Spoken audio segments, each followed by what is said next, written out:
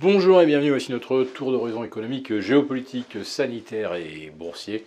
Et pour comprendre comment tourne la planète finance, et lorsque la planète tourne à la folie, c'est sur la bourse au quotidien et nulle part ailleurs. Et l'épisode du jour s'intitulera « Une forte odeur de crack ».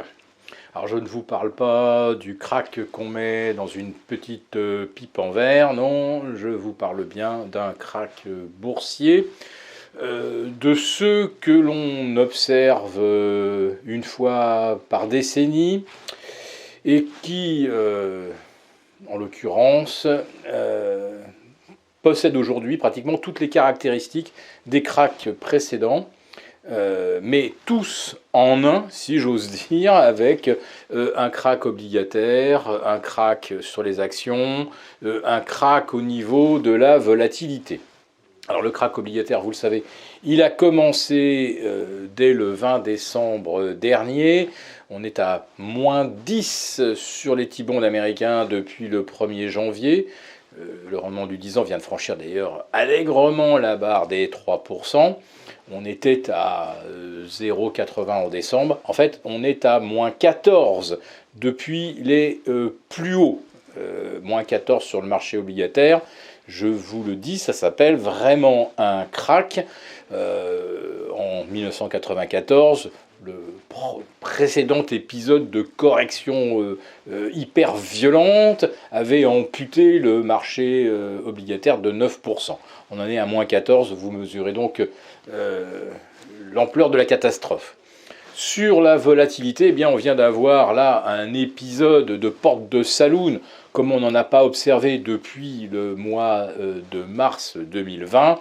Un Nasdaq qui reprend 4,4% en 90 minutes mercredi soir, qui repère 5% en moins de 3 heures le jeudi. Autrement dit, en 4h30, le Nasdaq il a fait plus 4,5 et derrière il a fait moins 5,5 avant de terminer à moins 5. Donc voilà, quand vous voyez qu'on passe de la panic selling à FOMO, Fear of Missing Out, où on paye là aussi en panique, c'est que les marchés et les opérateurs ont complètement perdu leur repère. Et puis il y avait eu ce fameux flash crash lundi, alors soi-disant un gros doigt d'un trader de Citigroup qui avait fait plonger la bourse de Stockholm de moins 8%. Mais ça avait révélé quoi? Ça révélait que les carnets d'ordre étaient extrêmement fragiles partout. Parce que quelques secondes après que Stockholm ait dévissé de moins 8, sans qu'on comprenne et sans qu'il y ait la moindre raison fondamentale, on était à moins 3,5 à Paris, alors qu'on était à moins 1,20 quelques minutes auparavant. Donc on voyait bien que tout était extrêmement fragile. Et là, je pense qu'on va découvrir à quel point il n'y a pas de profondeur dans les carnets d'ordre, parce que depuis des mois et des trimestres, les achats sont des achats contraints sans la moindre conviction. Alors jusqu'à présent, il n'y avait pas de problème de liquidité parce que les banques centrales en injectaient en mode grande lance à incendie.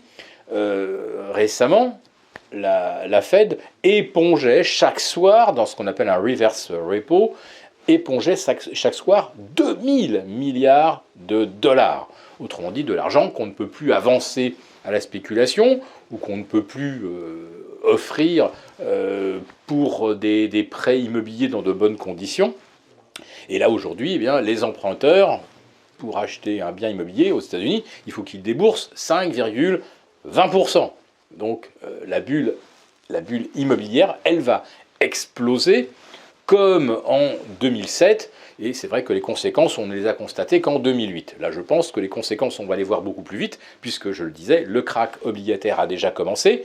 Mais dans ce crack obligataire, pour l'instant, on n'a pas encore le crack des créances hypothécaires, comme avec les subprimes en 2008. C'est-à-dire que pour l'instant, on n'a pas encore pris en compte le nombre, et là c'est exponentiel, de personnes qui ne peuvent plus rembourser leurs échéances, Tout simplement parce que en 4 mois, de décembre à début mai, eh bien, pour un emprunteur à taux variable, le coût du crédit vient d'augmenter de pratiquement 70%. Et oui, parce qu'au départ, quand on emprunte, on rembourse d'abord les intérêts et ensuite le principal. Et là, en ce moment, qu'est-ce qui explose? Eh bien, ce sont justement les fameux intérêts avec des taux qui passent de 3 à 5,25, 5,30. Et un krach immobilier, ça entraîne, et ça a toujours entraîné, un krach boursier, tout simplement parce que l'immobilier reste quand même un des gros moteurs de l'activité avec la consommation. Donc, le dernier clou dans le cercueil des marchés, évidemment, c'est la consommation. Si elle devait chuter au cours des prochaines semaines, Wall Street n'y résisterait pas. Alors, il faut quand même revenir sur le trou d'air de jeudi soir. Il est survenu après ce qu'on pourrait appeler carrément un krach de la productivité aux États-Unis. Elle a chuté de moins 7,5%.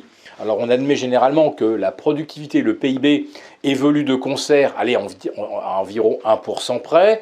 Vous pouvez avoir une croissance comme l'année dernière à 7% et une productivité à 6%.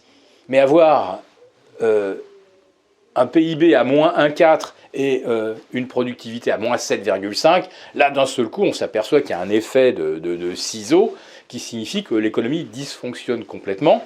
On a des coûts salariaux qui explosent de 11,6%. Pour ceux qui font de la théorie économique classique, quand vous avez une hausse de 11,6% des coûts salariaux, c'est que vous avez typiquement ce qu'on appelle une spirale prix-salaire. Donc ça y est, on est vraiment dans l'inflation et pas l'inflation transitoire. Et les marchés, pour l'instant, ne l'ont toujours pas pricé. Je vous parle de Wall Street, je vous parle du CAC 40. Et bien voilà, quand je vous disais qu'on est dans un krach, les principaux supports moyen terme ont tous craqué. Ils craquent tous. Le CAC sous les 6004. Le S&P 500 sous les 4003 et maintenant même les 4150. Le Nasdaq sous les 12006 et maintenant sous les 12300. Et je pourrais également vous citer le DAX qui va retomber sous les 13005 ou l'Eurostoxx 50 qui casse les 3009. Donc tous les signaux aujourd'hui, en ce vendredi 6 mai, tous les signaux sont tout rouges, alerte au krach. Si cette vidéo vous a plu, n'hésitez pas à nous mettre un pouce. On vous retrouve lundi pour notre rendez-vous, et notamment avec les abonnés des affranchis pour le live.